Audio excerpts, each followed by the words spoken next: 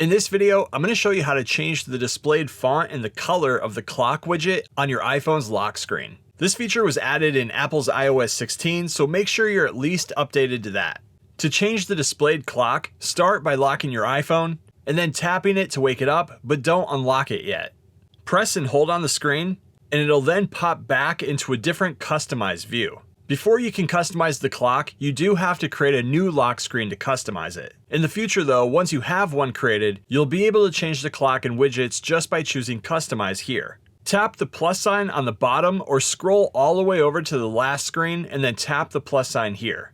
You'll then be on the Add New Wallpaper screen. Inside of here, browse and choose the wallpaper layout or the photo that you want to use as your background.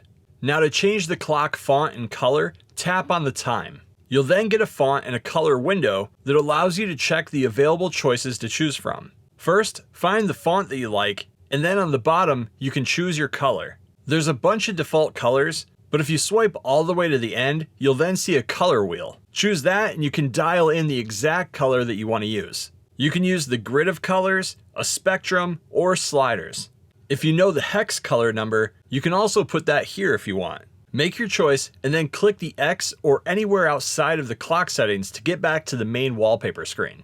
When you're happy with the new clock font and color, tap Add on the top right. After that, choose which screens that you want this to be set to. You can choose set to your lock and a home screen as a pair, or you can customize your home screen to something else. We'll just do a pair for now. Select that and then tap the new wallpaper to set it as your default. Once we do that, our lock screen clock will then be changed to what we customized it to. You can now in the future change it up by just heading back into the selection screen here, and this time hitting Customize. And that's how you edit the displayed clock font and color on your iPhone's lock screen.